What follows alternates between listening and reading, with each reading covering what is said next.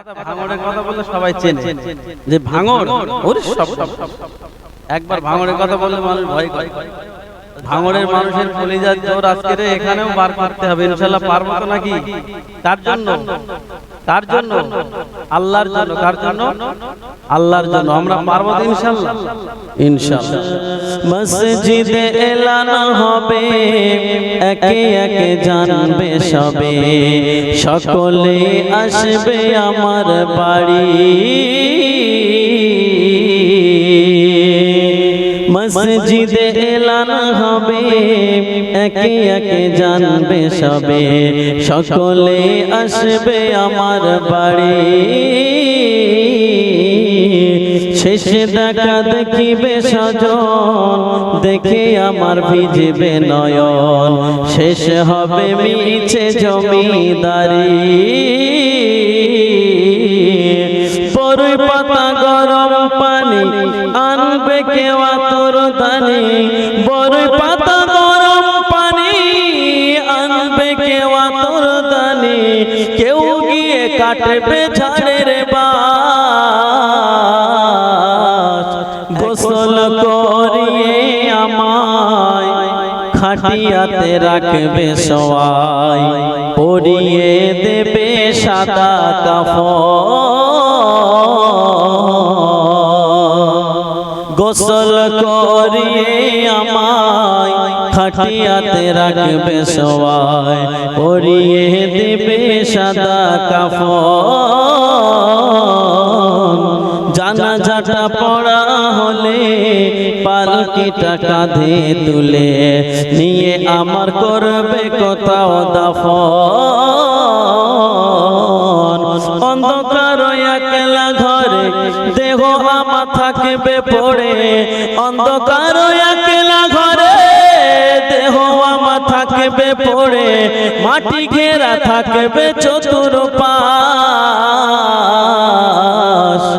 একদিন আমার নাম হবে লাশ, একদিন আমার নাম হবে লাশ। তোমার ভাইজানেরা, ও সোনার মানিকেরা, নবী আমার দিন দুনিয়ার বাদশাহ হাবিবুল্লাহ জনাবে মুহাম্মদ রাসূলুল্লাহ সাল্লাল্লাহু আলাইহি ওয়াসাল্লাম নবী আমার। আল্লাহ নবী সাহাবী একজনের নাম হলো সাদ আস-সালামী। আল্লাহ নবী সাহাবী সাদ আস-সালামী একটা গাছতলায় বসে কাঁদছিলেন, রাস্তার ধারে বসে কাঁদছিলেন। আল্লাহ নবী ওই রাস্তা দিয়ে হেঁটে হেঁটে যাচ্ছিলেন। আল্লাহ নবী গুটি গুটি পায়ে আগিয়ে গিয়ে দেখলেন আল্লাহ নবী সাহাবী সাদ আস-সালামী কাঁদছিলেন। আল্লাহ নবী পিছন দিক দিয়ে গিয়ে সাদ আস-সালামী চোখটা ধরে আল্লাহ নবী গলার আওয়াজটা চেঞ্জ করে বলল, আমি কে বলো তো? আল্লাহ নবীকে বলছে, কে আমার চোখটা ধরেছো, আমায় ছেড়ে দাও। আর চোখটা যদি না ছেড়ে দাও, আজ এশার নামাজ বাদ তোমার বিরুদ্ধে আল্লাহ নবীর কাছে বিচার দিয়ে দেব। ও আমার ভাইজানেরা, আল্লাহর নবী তথাপিও সাদ আস-সালামী চোখটা ছাড়ে না। সাদ আস-সালামী চোখটা ধরেই রইলেন। আল্লাহ নবী বলে, আমি কে? সাদ আস-সালামী চিনতে পারল না। সাদ আস-সালামী চোখটা যখন ধরে রেখে দিল, সাদ আস-সালামী হাত এমন করে টিপতে টিপতে আল্লাহ নবীর মুখ মোবারকে যখন হাত পড়ে গেল, সাদ আস-সালামী মনে করলো, সাদ আস-সালামী ভেবে নিল এমন নরম মুখ পৃথিবীর কোন মানুষের হতে পারে না।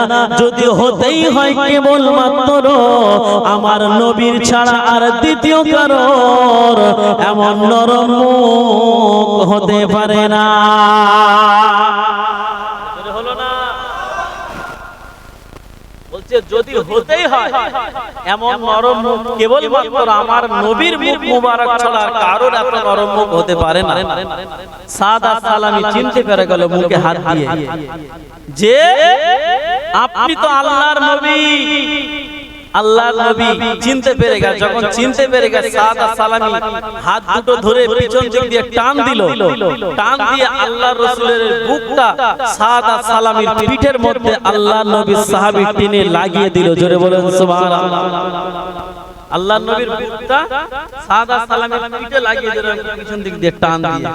যখন বুকের মধ্যে আল্লাহ রাসূলের বুকের সঙ্গে সাদ আর সালামির পিঠ অ্যাডজাস্ট হয়ে গেল, আল্লাহ নবী বলছে, তুমি আমার ছেড়ে দাও, আমার বুক মুবারকটা তোমার পিঠের সঙ্গে কেন লাগিয়েছে?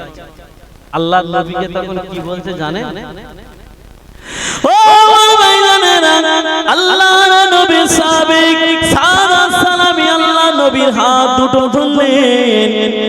হাত দুটো ধরে পিছন দিক দিয়ে টান দিয়ে আল্লাহ নবী সাবিক সাদ আর সালামি নিজের পিঠের সঙ্গে আল্লাহ নবীর বুক মুবারকটা লাগিয়ে ধরে রেখে দিলেন।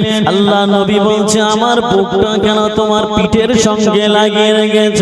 আল্লাহ নবীকে ওই সময় বলে, ইয়া রাসূলুল্লাহ, ইয়া হাবিবাল্লাহ, হুজুর আপনি আমার বেয়াদবি maaf করে দিন।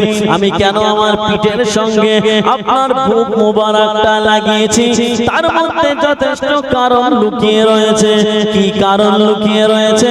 আল্লাহ নবীকে বলতে লাগে, ইয়া রাসূলুল্লাহ, ইয়া হাবিবাল্লাহ, ইয়া রাসূলুল্লাহ, ইয়া হাবিবাল্লাহ, হুজুর আমার আত্মবিশ্বাস কিয়ামতের দিন যদি কোনো কারণবশত আমার জাহান্নামে যেতে হয়, কিয়ামতের ময়দানে আপনার এই বুক মোবারকটা আমার পিঠের সঙ্গে লাগার কারণে কিয়ামতের দিনে যদি জাহান্নামে আমি চলে যাই, আমার পিঠের মধ্যে জাহান্নামের আগুন স্পর্শ করবে না।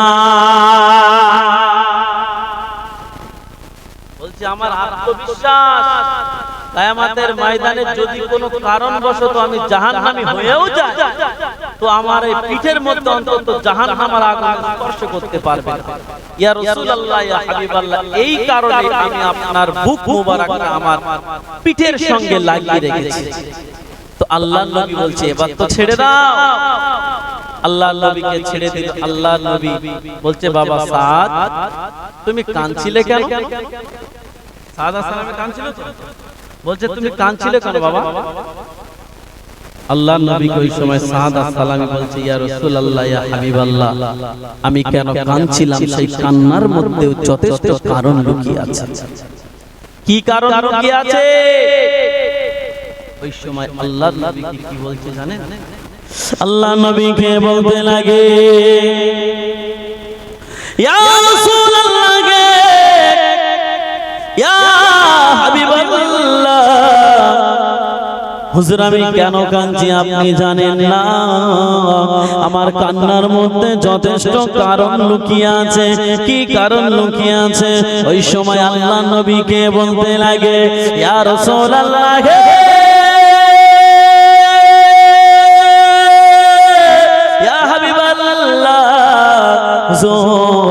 আমি কাঁদছিলাম, আজ আমার যথেষ্ট বিয়ের বয়স হয়ে গেছে, কিন্তু পৃথিবীর কোন মানুষ, কোন মেয়ের বাবা, আমি সাদ আর সালামি, আমি কালো বলে কোন মেয়ের বাপ তাদের মেয়ে আমি সাদ আর সালামি আমার সাথে বিয়ে দেয় না।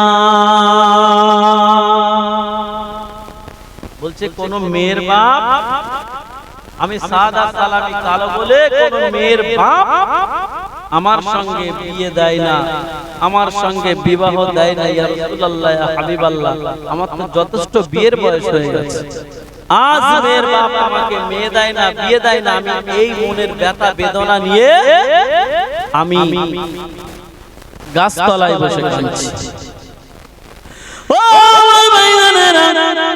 আল্লাহর নবী সাদ আর সালামীকে বলে, বাবা সাদ, তোমার কি কোনো মেয়ে পছন্দ করা আছে? তাহলে আমার সঙ্গে বলো। আল্লাহ নবীকে ওই সময় বলে, ইয়া রাসূলুল্লাহ, ইয়া হাবিবাল্লাহ আমাকে কোন মেয়ে পছন্দ করবে? আমার দেখতে খারাপ, আমি বেটে, আমার গায়ের রং কালো, আমার দাঁতটা উঁচু, আমার ঠোঁটটা ঝোলা, আমার পা ফাটা, আমার দেখতে খারাপ, আমার ডায়েস খারাপ, কে আমাকে পছন্দ করবে? ইয়া রাসূলুল্লাহ, ইয়া হাবিবাল্লাহ, কোন মেয়ে আমার পছন্দ করে না, আর আমি আমার কোন মেয়ে পছন্দ করে রাখি না। বলছে আমার দেখতে খারাপ, আমি কালো, আমার পা ফাটা, আমার ঠোঁট ঝোলা, আমার দাঁত উঁচু, আমার গায়ের রং কালো, আমার ডায়েস খারাপ, কে আমাকে বিয়ে দেবে? কে আমার সঙ্গে সম্পর্ক করবে? ইয়া রাসূলুল্লাহ, ইয়া হাবিবাল্লাহ, কোন মেয়ে আমি পছন্দ করি না। আল্লাহর নবী বলছেন তাহলে কোন মেয়ে কি তোমার চয়েস আছে যে এই মেয়েকে পছন্দ করলে ভালো হয় বা এই মেয়েকে বিবাহ করলে ভালো হয়? আল্লাহর নবী বলছে যে তুমি যদি বলো যে অমুক মেয়ে পছন্দ, প্রস্তাব দেওয়ার দায়িত্ব তোমার, আর রাজি করানোর দায়িত্ব স্বয়ং আমি রাসূলুল্লাহ আমার। জোরে বলুন সুবহানাল্লাহ। আল্লাহ নবী কি বলছে? এটা সাউন্ড বাজে থেকে জানো কানে সাউন্ড। আল্লাহ নবী কি বলছে? সাউন্ড কোন অসুবিধা নেই, এদিকে খেয়াল করেন। আল্লাহ নবী কি বলছে? যে প্রস্তাব দেওয়ার দায়িত্ব তোমার, আর রাজি করানোর দায়িত্ব স্বয়ং আমি রাসূলুল্লাহ আমার। ও ভাইরা, আল্লাহর নবী দিন ও দুনিয়ার বাদশা হাবিবুল্লাহ জনাবে মুহাম্মদ রাসূলুল্লাহ সাল্লাল্লাহু আলাইহি ওয়াসাল্লাম, আল্লাহর নবী যখন সাদা সালামীকে এই কথা বলল, সাদা সালামী মনে মনে করলেন একটা অফার আমি পেয়ে গেছি। আল্লাহর নবী যতক্ষণ বলেছে আমি যে কোনো মানুষের মেয়ের কথা বলবো না, আমি একটা হাই ফাই মেয়ের কথা বলবো। আল্লাহ নবী সাহাদা, আল্লাহ নবী সাহাবী সাদা সালামী ওই সময় বলল, ইয়া রাসূলুল্লাহ, ইয়া হাবিবাল্লাহ, আপনার একটা সাহাবী আছে যার বাড়ি হলো মদিনায়, সে কোটি কোটি কোটি কোটি টাকার মালিক। ইয়া রাসূলুল্লাহ, ইয়া হাবিবাল্লাহ, আপনার সাহাবী সাদা, আমি আপনার সাহাবী সাদা সালামী বলছি, আপনার একটা সাহাবী আছে মদিনায়, তার মেয়ের নাম হলো হুরে মদিনা। ইয়া রাসূলুল্লাহ, ইয়া হাবিবাল্লাহ, ওই হুরে মদিনাকে আমি বিয়ে করতে চাই। বলছে জনগণ লোকের নাম বললো না, একেবারে মগ ডালে উঠে বসে আছে। আল্লাহ রাসূল বলেছে তুমি প্রস্তাব দেবে, দায়িত্ব তোমার, রাজি করার দায়িত্ব আমার। সাদা সালামী বলছো অপর যতক্ষণ পেয়েছি যে কোনো লো কোয়ালিটির মানুষের নাম বললো, একেবারে হাই কোয়ালিটি, কোটি কোটি টাকার মালিক, বিজনেসম্যান। আল্লাহর নবী সাহাবী, সেই মদিনা শরীফে বাড়ি, তানার একটা মেয়ে আছে যার নাম হচ্ছে হুরে মদিনা। মানে হুরে মদিনা রাখার পিছনে একটা কারণ আছে। কি কারণ বলেন তো? হুরে মদিনা, এই দেখেন আমরা যখন মারা যাব কিয়ামতের ময়দানে আল্লাহ পাক যখন জান্নাতের ভিতরে দেবে পুরুষদেরকে, তো এক একটা পুরুষদেরকে কিন্তু 70টা করে হুর দেওয়া হবে। আর জান্নাতের সেই হুর, জান্নাতের সেই রমণীকে দেখলে পৃথিবীর কোন মেয়ের দিকে তাকাতে ইচ্ছে করবে না, এত রূপ দিয়েছে। যদি ওই জান্নাতের হুর যদি একটু কড়ি আঙুল দেখায় না, তো এই পৃথিবীর যত পুরুষ আছে সব একবার দেখে সব পাগল হয়ে যাবে, এত রূপ। তাই সেই আল্লাহর নবী সাহাবী, সে মদিনা শরীফে বাড়ি, ওনার মেয়েকে আল্লাহ পাক এত রূপ দিয়েছেন, যার কারণে তার নাম রেখে দিয়েছে হুরে মদিনা, মানে মদিনার হুর, সবথেকে টপ র্যাঙ্কের সুন্দরী মেয়ে। আর সাদা সালামী সেই মেয়েকে বিবাহ করার জন্য প্রস্তাব দিয়েছে। চিন্তা করতে পারছেন? আল্লাহ নবী এখন সাদা সালামীকে বলছে, বাবা সাদ, তোমার কোনো টাকা পয়সা নাই, তোমার কিছুই নাই, ঘর বাড়ি নাই, আর তুমি সেই উচ্চ লেভেলের মেয়ে, তাকে তুমি বিবাহ করবে, তুমি তো আমার বিপদে ফেলে দিলে। আল্লাহর রাসূলকে বলছে আমি কোনো কথা শুনবো না। তো আপনি আল্লাহর নবী, আপনি নবীদের নবী, শ্রেষ্ঠ নবী, আপনি আমার সঙ্গে কথা দিয়েছেন যে বাবা সাদ প্রস্তাব দেওয়ার দায়িত্ব তোমার, আর রাজি করার দায়িত্ব আমি রাসূলুল্লাহ আমার। সুতরাং আমি কোনো কথা শুনবো না, আমি প্রস্তাব দিয়েছি, এবারে কিভাবে রাজি করবে সেটা আপনার দায়িত্ব। আল্লাহর নবী তো চিন্তায় পড়ে গেল যে তাই তো আমি বললাম, কিন্তু সাদ আলাইহিস সালাম কি করবে? আল্লাহ নবী বলছেন ঠিক আছে, এক কাজ করো। কি কাজ? তুমি নিজে যাও মদিনা শরীফে আমার সাহাবীর বাড়িতে গিয়ে বলো আল্লাহ নবী পাঠিয়েছে তোমার মেয়ের সঙ্গে বিবাহ করার জন্য, আল্লাহ নবী প্রস্তাব দিয়ে পাঠিয়েছে, আমি আপনার মেয়েকে বিবাহ করতে চাই। সাদ আলাইহিস সালাম বলছে ইয়া রাসূলুল্লাহ, আপনি আমার বিয়াদবি মাফ করুন। কি করুন? বিয়াদবি মাফ করুন। আমি এ কথা রাখতে পারবো না, কারণ আমার বাবা মা কেউ নাই, আপনি আমার অভিভাবক, আর আমার যদি ওখানে ধরে পিটায়, কে আমাকে মানে এ করবে, বাঁচাবে কে? আমি পারবো না যেতে, আপনি আমার ক্ষমা করে দেন। আল্লাহর নবী বলল বাবা সাদ, তুমি যাও, আমি রাসূলুল্লাহ তোমার জন্য, আমি রাসূল এখান থেকে তোমার জন্য দোয়া করে দেব। জোরে বলুন সুবহানাল্লাহ। বলছে বাবা সাদ, আমার দোয়া তোমার সঙ্গে আছে, তুমি চলে যাও।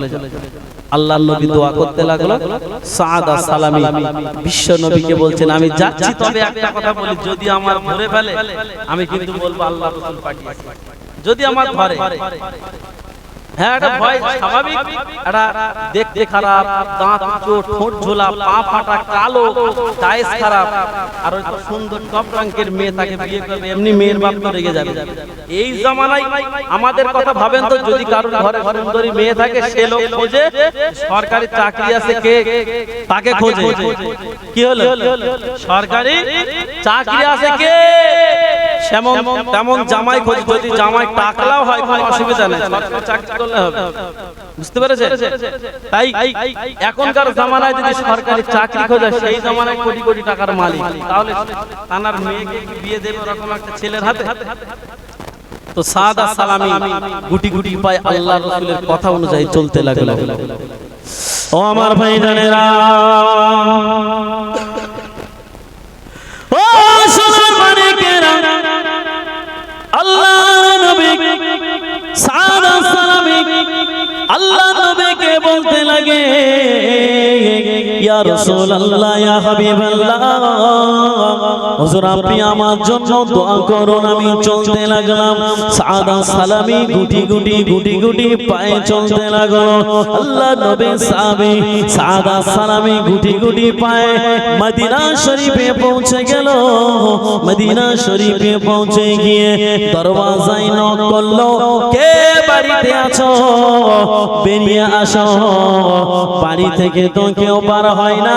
অনেক সময় পর আল্লাহর নবী সেই সাহাবী, কোটি কোটি টাকার মালিক, ওই সাহাবী চলে আসলেন। ও সোনার মালিকেরা, আল্লাহর নবী দিন ও দুনিয়ার বাদশাহ হাবিবুল্লাহ জনাবে মুহাম্মদ রাসূলুল্লাহ সাল্লাল্লাহু আলাইহি ওয়াসাল্লাম নবী আমার ওই সময় সাদ আলাইহিস সালামের জন্য দোয়া করলো। ঘুরে মদিনা রাজি হয়ে গেল। আল্লাহ নবী সাহাবী তানার মেয়ে ঘুরে মদিনা আব্বা জানকে বলছে, আব্বা জান, যদি আল্লাহ নবী পাঠিয়ে থাকে এই বিয়েতে আমি রাজি হয়ে গেলাম। ও আমার ভাইজানেরা, ওই সময় ঘুরে মদিনার আম্মা জান চলে আসলো। মা কি হয়েছে? ওই সময় আম্মা জানকে মেয়ে বলতে লাগে, ও আমার আম্মা জান, আল্লাহ নবী নাকি আমার সঙ্গে বিয়ের প্রস্তাব দেওয়ার জন্য একটা ছেলেকে দিয়ে পাঠিয়েছে। আম্মা জান, একদিন রূপ, একদিন যৌবন, একদিন রং ভরা যৌবন, জঙ্গলে সে শেষ হয়ে যাবে, যৌবন শেষ হয়ে যাবে, রূপ শেষ হয়ে যাবে, কিন্তু রসুলের ভালোবাসা যদি অন্তরের মধ্যে আমি জাগা করে নিতে পারি, আমার এহকাল পরকাল দুই কাল আমার জন্য ধন্য হয়ে যাবে। ও আমার আম্মা জান, ও আমার আম্মা জান, আম্মা জান, আল্লাহ নবী যদি পাঠায় এই বিয়েতে আমি ঘুরে মদিনা রাজি হয়ে গেলাম, আর তোমরা যদি রাজি না হও, আমার যথেষ্ট বিয়ের বয়স হয়েছে, আমি হুরে মদিনা আমি নিজে গিয়ে আল্লাহ রসুলের কাছে এই বিবাহর অনুমতি দেব। হবে না? সুবহানাল্লাহ। বলছে তোমরা যদি রাজি না হও, আমার যথেষ্ট বিয়ের বয়স হয়ে গেছে, আমি নিজে রাসূলের দরবারে যাব, গিয়ে রাসূলকে বলবো আপনি যে ছেলেটাকে পাঠিয়েছেন আমি তার সঙ্গে বিবাহ করার জন্য রাজি হয়ে গেলাম। একটু জোরে হবে না? বলছে আম্মা জান, একদিন রং ধরা যৌবন জং শেষ হয়ে যাবে। আম্মা জান, এই রূপ একদিন যখন বয়স হয়ে যাবে শেষ হয়ে যাবে, কিন্তু রাসূলের প্রেম, আল্লাহ আল্লাহ রাসূলের প্রেম যদি অন্তরে আমি জাগা দিতে পারি, আমার ইহকাল পরকাল দুই কাল আমার জন্য ধন্য হয়ে যাবে। জোরে বলুন সুবহানাল্লাহ। যখন এই কথা বলল, হুরে মদিনার আম্মা জান এই বিবাহতে রাজি হয়ে গেল। জোরে বলুন সুবহানাল্লাহ। ও আমার ভাইজানেরা, আল্লাহর নবী দিন ও দুনিয়ার বাদশা হাবিবুল্লাহ জনাবে মুহাম্মদ রাসূলুল্লাহ সাল্লাল্লাহু আলাইহি ওয়াসাল্লাম নবী আমার এত দোয়া করলো, হুরে মদিনা রাজি হয়ে গেল, তার আম্মা জানও রাজি হয়ে গেল। যদি মা মেয়ে রাজি হয়ে যায় আর বাপ কি করবে? ওই সময় হুরে মদিনার আম্মা জান বলল, আমার মেয়ে রাজি, মেয়ের মা রাজি, কিয়া করেগা কাজী, আমিও হয়ে গেলাম রাজি। বলছে যে বিয়ে করবে সেই মেয়ে রাজি, মেয়ের মা রাজি, তো কিয়া করেগা কাজী, আরে আমিও হয়ে গেলাম বিয়েতে রাজি। আল্লাহর নবী সাহাবী এইবারে চলতে লাগলো আল্লাহর রাসূলের দরবারে। আল্লাহর রাসূলের দরবারে যাবে এমন সময় দেখতে পাচ্ছেন, এমন সময় দেখতে পাচ্ছেন যে দূর থেকে ওই সেই হুরে মদিনার আব্বা জান আসে, আর সাদা সালামি বলছে, ইয়া রাসূলুল্লাহ, ইয়া হাবিবাল্লাহ, আপনি প্রস্তাব দিতে বলেছিলেন, আমি প্রস্তাব দিয়ে চলে এসেছি। বলছে কি বলেছিলেন? বলছে ইয়া রাসূলুল্লাহ, আমি বলেছিলাম যে আপনার মেয়ের সঙ্গে বিবাহ দেওয়ার জন্য আল্লাহর রাসূল প্রস্তাব দিয়ে পাঠিয়েছেন, আমি আপনার মেয়েকে কি, আল্লাহ রাসূল বলছে মেয়েকে কি, কিছু বলে না। বলছে কি আমি আর কিছু বলি, বলছে আমি আর কিছু বলিনি, যে মেয়েকে বিবাহ করব তুমি এত বলনি? বলছে না, আমি আর কিছু বলি। বলছে কি ছেলে, তোমাকে পাঠালাম বিয়ের প্রস্তাব দিতে, পুরো কথা না বলে চলে এসেছো? বলছে না, আমার ভয়তে হাত কাঁপছিলাম, ভয়তে দৌড়ে পালিয়েছি। তো দূর থেকে আসছে যখন দেখতে পাচ্ছেন, বলছি ইয়া রাসূলুল্লাহ, ইয়া হাবিবাল্লাহ, ওই আসছেন, এবারে আমাকে কিন্তু পিঠের চামড়া তুলবে, আমি আপনার পিছনে লুকিয়ে রয়েছি। আল্লাহর নবীর পিছনে লুকিয়েছে। একটু দরুদ শরীফ পড়েন, আল্লাহুম্মা